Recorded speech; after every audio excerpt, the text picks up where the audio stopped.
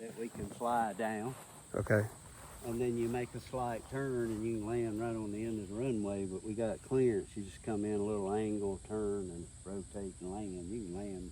So you come down out of that direction from over there. Yeah, out of this way, you can see there's a corridor. We're getting ready to... You drop down over that pond. Yeah, and we're getting ready to cut those other little groups of trees. Okay.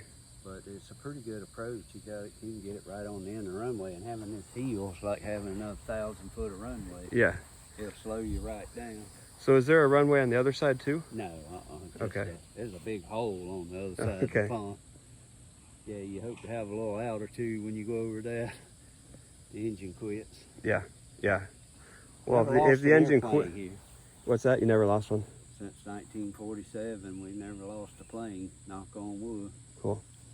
So if the engine did quit, you don't have many options if you were right there at the end of the runway. With Stinson, I just pull the nose up and let it drop in at 40 miles an hour. Drop into the hole. Yeah, that's all you got. Mm-hmm. We got other places to go if you clear the trees, and we got a couple other options. But my dad started flying in 1926. Really? Yeah, he said back in those days it wasn't a matter of if it was going to quit, it was when. Right. So you flew from one place to the next, somewhere to land.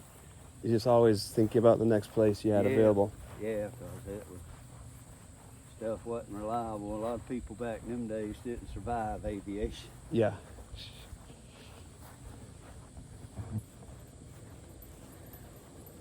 You think the little ultralights are still kind of like that, or are they more reliable? Ultralight, only goes 30, 40 miles an hour. Yeah. And if the engine quits, you have to push the nose all the way down because it's so light, you got no forward momentum. So you just push the nose all the way down, you're going in at 30 miles an hour. Okay. As long as you don't fall in, Yeah. Yeah, we had some here during that craze when they got crazy and people were flying them. You didn't have to be a pilot or nothing. You still don't have to be, right? Under 250 pounds? It's crazy, but you better have some training. Yeah, right. You need to know. It's tempting. You get in the wind, Yeah. Yeah, I've always wanted to learn how to fly. My grandpa flew. I kind of skipped a generation. I'd like to pick it back up. Sure, ain't no reason why you should. Yep. It's not that hard. The biggest thing is learning all the navigation and weather. Of course, navigation's a lot easier than it used to be. Yeah. You navigate with that phone you got right there. Yep. Even on an older plane, you just put it on. Yeah, you can put it right up there and it'll navigate. I usually my iPad usually. Yeah. Bigger screen. Yeah, it shows you going along in the airspace and the altitude and airspeed and heading, and as long as you got a charger in there.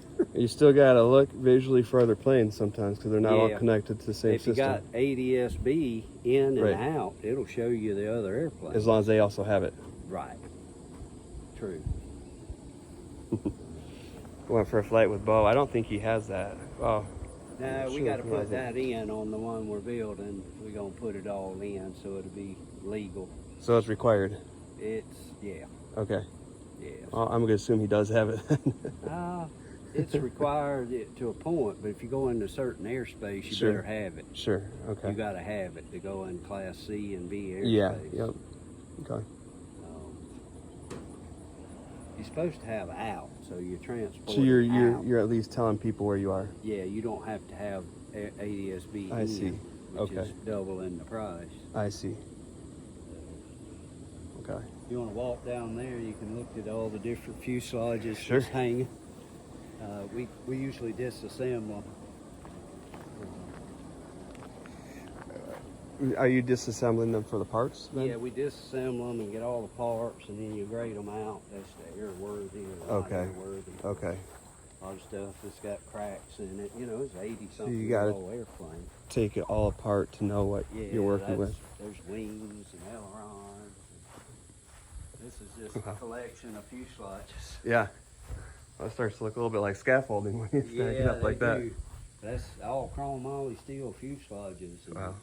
They're tough. Man, you crash one of them, you get them out of the bushes and take it apart and get new parts, and you put it back together. They're one of the the most survivable airplanes out there. Okay. They rated for a lot of G's. Yeah.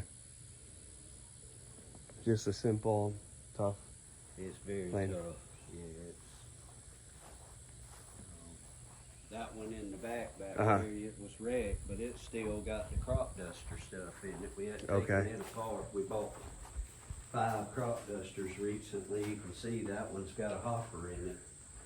If you can get to it, you can see that there's the front seat and all that's not there. Mind if I climb on this? No, go ahead.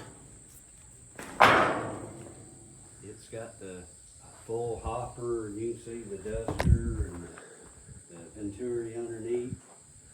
So that's all I'm looking at is just the whole area is just filled with the hopper. Yes, it's you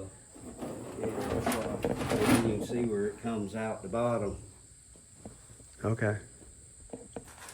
It's And it's a lot of weight. They were It's the filled with- backbone though of the crop dusting industry. Yeah.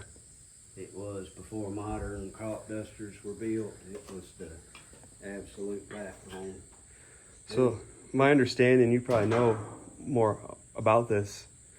After they came out of the war, they needed a use for both the planes and for some of the chemicals they developed. Yeah, they used them to train pilots with, Yep. but the big thing they used them for was crop dusting. Yeah.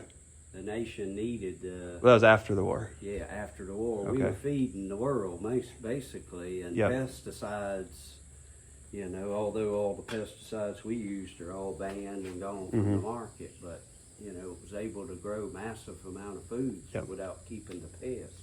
Yeah. Here was shade tobacco Mm. and pole beans, but shade tobacco grew here was a cigar wrapper. And that was a lot of people got rich off of that during the It period. grew here with a cigar wrapper on it. It was the tobacco leaf Yeah. that we grew here Yeah. was used for the wrapper for Oh, the okay. cigars, the I high see. dollar cigars. I see. And the soil here was perfect because of full of earth minerals in the soil Okay. and the temperature. Yep. Most of it was grown in Cuba. Okay. Yep. Famous for cigars. Yeah, but Havana, you know, Yep. the address. Well, that's funny. I noticed that. It's like it's spelled the same as Havana, Cuba. Yeah. Yep. But minimum wage and all that kicked in and kind of changed it. But Okay. I started work I was born in '59 and I started work in 1969 Yep. and paid Social Security ever since. Okay. But there wasn't no child labor laws back Right. then. Right. So, You can still have your kids work for your own business. for your own Well, that's business, it. but not for another business. Right. When we worked these farms. When we got out of school, we went to work for the farms.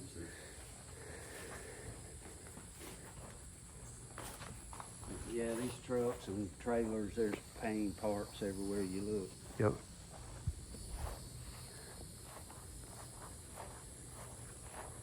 Move this truck so Yep.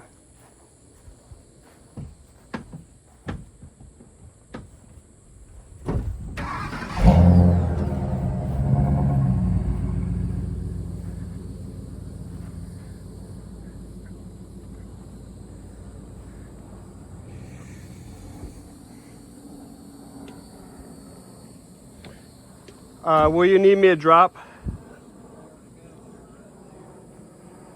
Where is it going? Okay. Oh, not very central. it's not, yeah. You're only a mile across the Florida-Georgia line. Right, right.